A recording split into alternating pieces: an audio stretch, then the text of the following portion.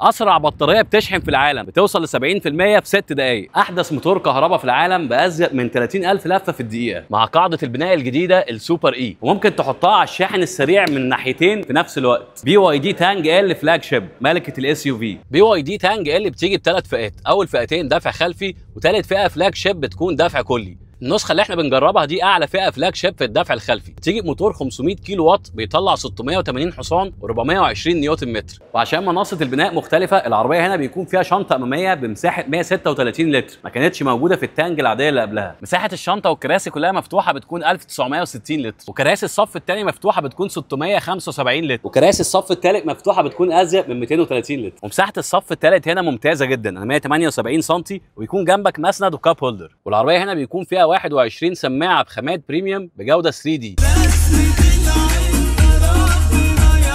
ومن على الجنب الشمال بيكون في مخرج دي سي سريع، ومن على الجنب اليمين بيكون في مخرج دي سي سريع تاني مع شاحن اي سي بطيء، مع 13 كاميرا و16 سنسور ورادار امامي وليزر ليدر فوق الزجاج الامامي، مع بطاريه 100.5 كيلو وات بليد باتري تمشي 675 كيلو متر في الشحنه، مع دعم شحن الشاحن بقوه 1000 امبير، يعني بتشحن العربيه دي من 10% ل 70% في 6 دقائق بس. طبعا في مصر مش هتلاقي الشحن ال 1000 امبير، فهتشحن بقوه 90 امبير او اكتر، فهتشحن في حوالي ساعه او ازيد. وفي الجنب في قطعه ميتال فيها كاميرا، وفي اخرها بيكون في خط بتصميم شيك نازل على الباب جواه فتحه تهويه مش حقيقيه. ليد بار امامي بعرض العربيه كلها، فوقيه شبكه ميتال وكلمه تانج بالصيني، وفوقيهم اضاءه نهاريه مقسومه لقطعتين. فوانيس LED متصله باضاءه 3D لايت عصريه جدا. والصاج بتاع الابواب هنا بيكون فريمليس، ما بيكونش فيه فريم مع العربيه من جوه. وزجاج الابواب الاماميه هنا بيكون دبل عشان جوده عزل الصوت. الكنبه بتاعت الصف الثاني هنا بتكون من الخامات البريميوم من الجلد النابه، وبيكون فيها مسند وسطي بيكون في مكان لاثنين كاب هولدر ومساحه تخزين وسطيه. دركسيون العربيه خامته من الجلد، وفي قطعه ميتال خامتها بريميوم، وبيكون في بدل شيفت من على الناحيتين. ونقل الحركه هنا بيكون ورا الدركسيون بالشكل ده، تقدر تنقل ما بين الغيارات، وزرار الفرامل الكهرباء بيكون على الحرف. وزن العربيه هنا 2 طن 675 كيلو. تسارع العربيه دي من 0 ل 100 في 6 ثواني فاصلة 9.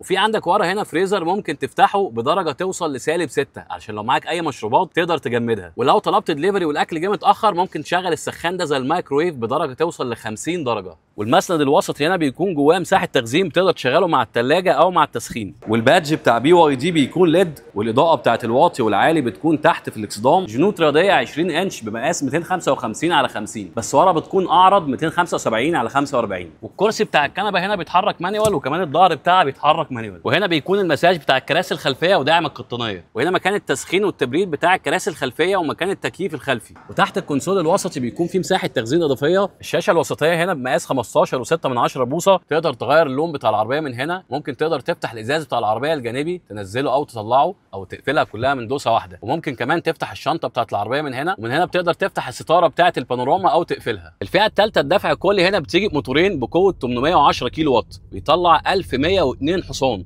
تتسارع من 0 ل 100 في 3 ثواني فاصلة 9، بس شحنه البطاريه بتمشي 600 كيلو متر بس. مرايات جانبيه كهرباء، وفيها كاميرات، وفيها NFC، وفيها ذاكره وتسخين وتبريد، وبتوطي لما بترجع لورا. سبويلر بحجم كبير، فوقيه نور الستوب في قطعتين، وفي نصهم الكاميرا. سقف بانوراما عملاق بيكون معزول تماما من الشمس بس من غير فتحه سقف. شاشه عدادات بمقاس 10.4 بوصه بجوده عاليه جدا ووضوح ممتاز، والمدى بتاع الشحن بيبان على الشمال. وفي كاميرا هنا في القايم بتاع العربيه بتراقب اللي سايق علشان لو مرهق تديله تحذير. وهنا مكان الهيد اب ديسبلاي ممكن تغير لونها ابيض او ازرق. العربيه هنا فيها كاميرات 360 درجه، وممكن كمان تشوف تحت العربيه. وهنا الامبيانت لايت تقدر تغير الالوان زي ما انت عايز ما بين 64 لون. كراسي الاماميه بتكون هنا كهرباء بالكامل، وفيها تسخين وتبريد ومساج، وعلامه تانج بتكون على المساند بتاعه الكراسي. تحت الشاشه اماكن هنا لفتحات التكييف. في المنطقه دي بيكون الشاحن الوايرلس بقوه 50 واط، وفي مكان تبريد الموبايل وهو بيشحن عشان ما يسخنش. وهنا بيكون الدرايف مودز، التحكم في انظمه القياده، وده زرار الانتظار، وده الركن الذاتي، وهنا الزرار اللي يشغل العربيه ويقفلها، وده زرار DMI، ده التحكم في التكييف، ده التحكم في الميديا بتاعت العربيه. ووراهم هنا بيكون مكان لاثنين كاب هولدرز. والشماسات هنا بيكون لونها اسود زي السقف بتاع العربيه، وبيكون فيها اضاءه ليد. واضاءه الصالون الامامي هنا بتكون تاتش، وده مكان جراب النضاره. العربيه دي موجوده عند جي اوتو على وصل الدهشور في الشيخ زايد. لو عايزين تستفسروا عنها ابعتوا لهم على رسائل الصفحه ويردوا عليكم على طول. وفي جي اوتو هتلاقي كل العربيات الكهرباء اللي انت عايزها، مرسيدس، BMW، تسلا، BYD، دايون،